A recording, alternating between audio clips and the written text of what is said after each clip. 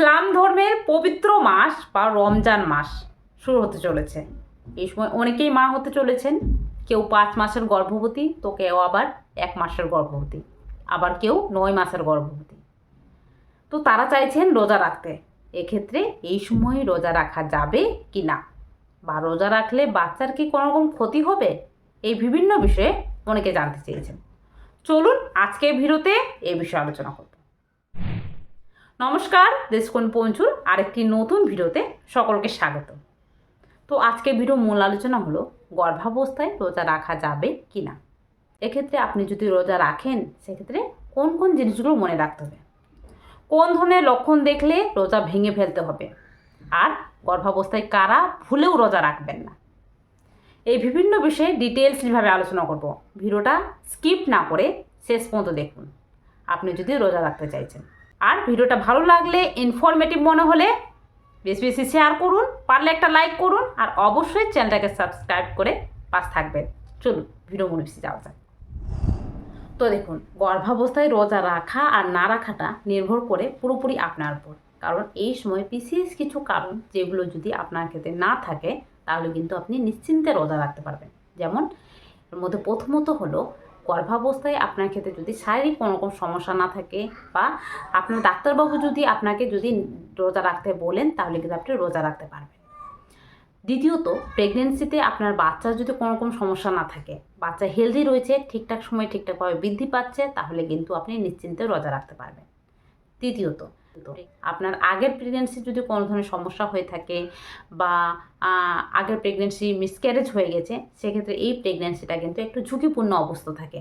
কিন্তু আপনার ক্ষেত্রে আগের প্রেগনেন্সিও হেলদি ছিল এবং এই প্রেগনেন্সিটাও এখন বর্তমানে হেলদি রয়েছে, সেক্ষেত্রে এই সময় আপনি নিশ্চিন্তে রোজা রাখতে পারেন। তাছাড়াও চতুর্থ, এই সময় বিশেষত আপনার প্রেগনেন্সি যদি 4-5 মাসের হয়ে থাকে, মানে আপনি যদি 4-5 মাসের গর্ভবতী হয়ে থাকেন, তাহলে কিন্তু এই সময় আপনি নিশ্চিন্তে রোজা রাখতে পারবেন। তবে রোজা রাখলে যে জিনিসটা বিশেষভাবে খেয়াল রাখবেন সেটা হলো, এই সময় পর্যাপ্ত পরিমাণে ক্যালোরি, প্রোটিন, পুষ্টি জাতীয় খাবার আপনার শরীরে যাচ্ছে কিনা সেটা কিন্তু খেয়াল রাখতে হবে। আর তাছাড়াও গর্ভাবস্থায় রোজা মানে শরীরের মধ্যে পানি শূন্যতা হওয়ার সম্ভাবনা সবচেয়ে বেশি থাকে। সেক্ষেত্রে এই সময় শরীরের মধ্যে পর্যাপ্ত পরিমাণে জলের চাহিদা ঠিকঠাক থাকছে কিনা এটা বিশেষভাবে খেয়াল রাখতে হবে। তার সঙ্গে সঙ্গে ফ্যামিলির সাপোর্ট, মানে আপনার পরিবারের সাপোর্ট করা, মানে আপনার পরিবারের লোকজন আপনাকে সাপোর্ট করছে কিনা, এই সময় আপনাকে পুষ্টি জাতীয় খাবার দেওয়া এবং তার সঙ্গে সঙ্গে পর্যাপ্ত পরিমাণে বিশ্রাম দেওয়া, এই জিনিসগুলো কিন্তু খেয়াল রাখতে হবে। কারণ কোনো গর্ভবতী মা যদি গর্ভাবস্থায় রোজা রাখেন, সেক্ষেত্রে কিন্তু পর্যাপ্ত পরিমাণে রেস্ট নেওয়া এবং তার সঙ্গে সঙ্গে পর্যাপ্ত পরিমাণে খাবার খাওয়া, পুষ্টি জাতীয় খাবার খাওয়া এবং তার সঙ্গে ঠিকঠাকভাবে জল খাওয়া, এই বিশেষ জিনিসগুলো কিন্তু বিশেষভাবে কিন্তু ধ্যান রাখতে হবে। তার জন্য খাবারের মধ্যে অন্ততপক্ষে 2টো করে ডিম এবং খেজুর, 1 গ্লাস করে দুধ এবং পুষ্টি জাতীয় খাবার, বিভিন্ন ধরনের শাকসবজি এবং বিভিন্ন ধরনের ডাল অবশ্যই খেতে হবে। তবে বেশি ভাজা পোড়া তেল ঝালযুক্ত খাওয়াটা এড়িয়ে যাবেন, কারণ এই সময় অনেকে ভাজা পোড়া খেয়ে থাকেন, কিন্তু গর্ভাবস্থায় এই জিনিসগুলো যতটা পারবেন এড়িয়ে যাবেন। আর যেহেতু সারাদিন খালি পেটে থাকছেন, সেক্ষেত্রে কিন্তু গর্ভাবস্থায় বিশেষত যারা ইফতার করছেন, ইফতার করার পরে কিন্তু একদমই ভর্তি পেটে খাবার খেয়ে নেবেন না। কারণ দীর্ঘক্ষণ ধরে খালি পেটে থেকে একবারে যদি ভর্তি পেটে খাবার খান, তাহলে কিন্তু গ্যাস, অ্যাসিডিটি, অম্বল হওয়ার চান্সটা সবচেয়ে বেশি থাকে। সেক্ষেত্রে এই সময় আপনি যা খাবেন তা আগে কিন্তু হালকা খাবার খাবেন, তারপরে একটু জল খাবেন, তারপরে কিছুক্ষণ পরে খাবারটা খাবেন। একবারে বেশি খাবার না খেয়ে আস্তে আস্তে করে খাবার খাবেন, আর বারে বারে খাবেন। এবং এই সময় ইফতার থেকে সেহরি অবধি 8 থেকে 10 গ্লাস জল মনে করে খাবেন, বারে বারে খাবেন, তাহলে কিন্তু আপনার শরীরে জলের চাহিদা ঠিকঠাক থাকবে। এবারে এই সময় রোজা রাখলে ঠিক কোন লক্ষণগুলো দেখলে আপনি রোজা ভেঙে ফেলবেন বা আর রোজা রাখবেন না। দেখুন, প্রেগনেন্সিতে রোজা রাখা মানে স্বাভাবিকভাবে যেটা বললাম যে বিশেষ কয়েকটা জিনিস খেয়াল রাখতে হবে, সেটা হলো আপনার জলের চাহিদা, খাওয়ার চাহিদা, এই বিশেষ জিনিসগুলো খেয়াল রাখতে হবে।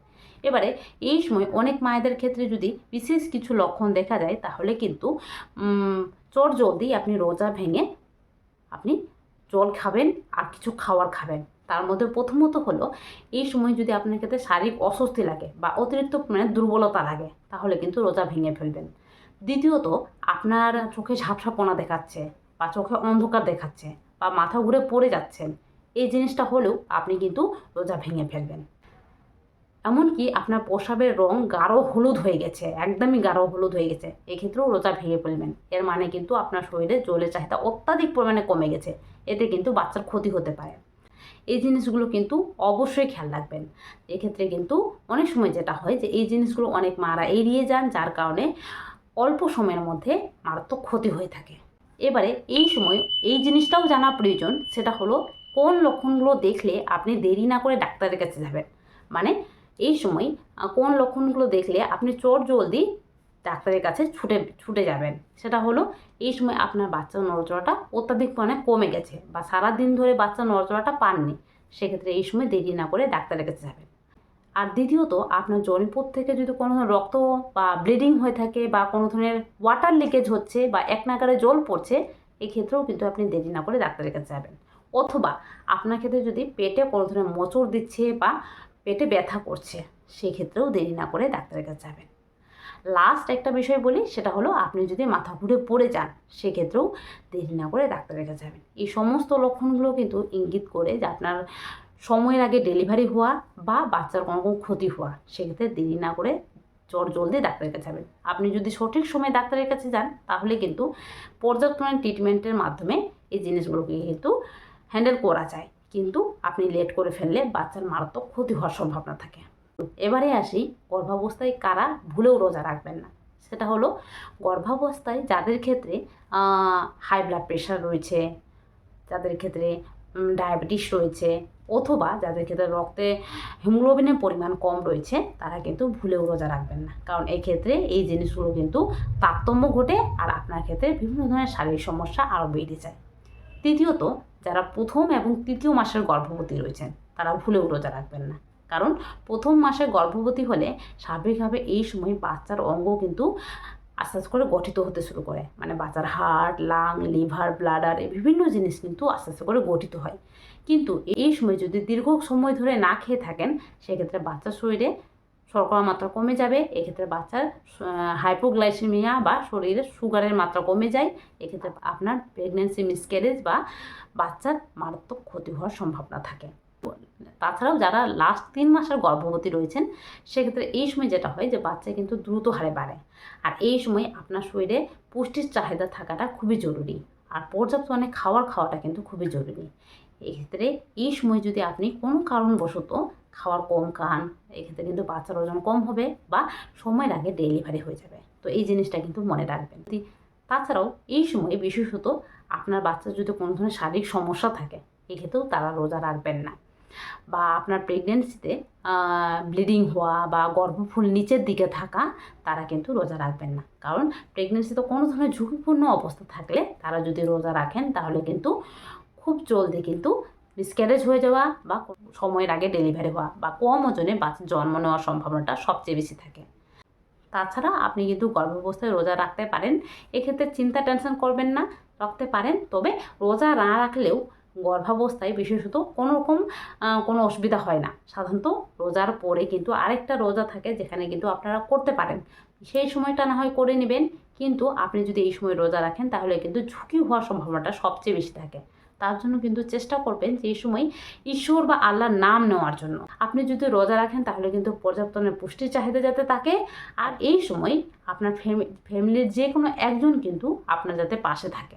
আর অবশ্যই যাদের ক্ষেত্রে ডেলিভারি ডেট সামনে রয়েছে, তারা ডেলিভারি ব্যাগ তৈরি করে ফেলুন। এমনকি আপনার যেখানে ডেলিভারি হবে বা আপনি কিসে করে ডেলিভারি করতে যাবেন, এই সমস্ত জিনিস রেডি করে ফেলুন। কারণ এই সময় কোনো ধরনের শারীরিক সমস্যা হলে যাতে আপনি দ্রুত ডাক্তারের কাছে যেতে পারেন, এক্ষেত্রে আপনার যাতে কোনো ধরনের সমস্যা না হয়ে থাকে। তো অবশ্যই এই জিনিসগুলো খেয়াল রেখে তবেই কিন্তু রোজা রাখবেন। কারণ রোজা রাখা মানেই আপনার শরীরে পানি শূন্যতা হওয়া বা শরীরে পুষ্টির চাহিদা কম হওয়া।